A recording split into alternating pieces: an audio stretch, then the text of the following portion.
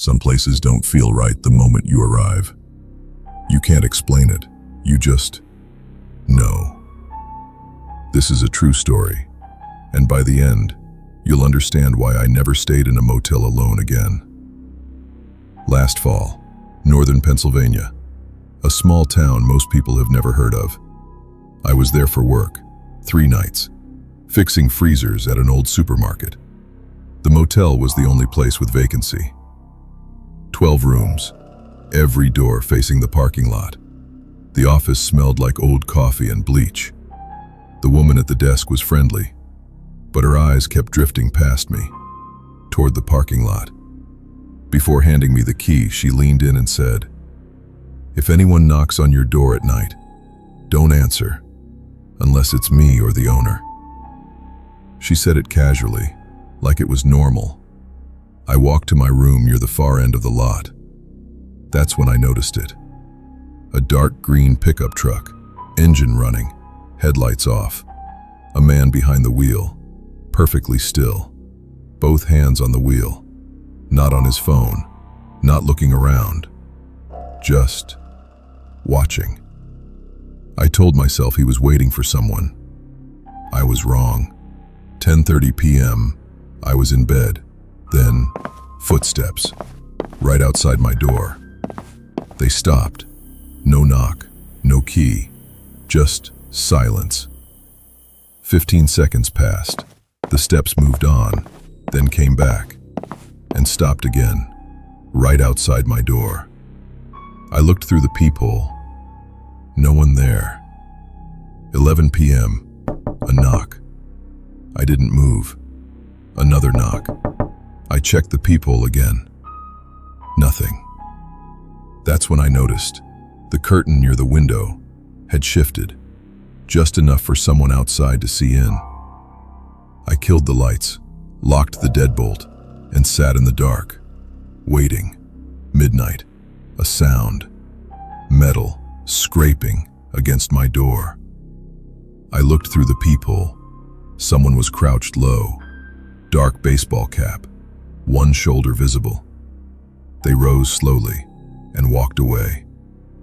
I called the front desk. The owner checked outside. No one was found. 5:15 a.m. My truck alarm went off. A man was standing at my truck door. When I looked out the window, he looked directly back at me, like he knew I was watching, then walked away, slowly, no rush. The police came. Nothing was missing. But one officer said before leaving, "Don't open your door for anyone, and leave as soon as you can." I didn't leave. That evening, the dark green pickup was back. Same spot, engine running, lights off.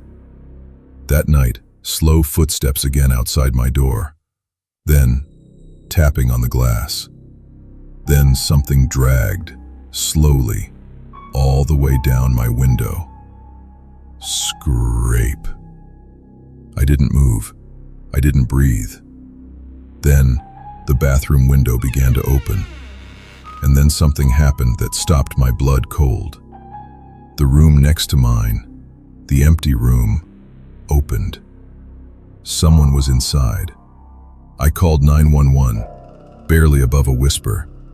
Then I heard movement outside my door too. Multiple people. The bathroom window started opening again. I ran to it, forced it shut with everything I had. Something pushed back from the outside. Police arrived. Whoever it was, ran.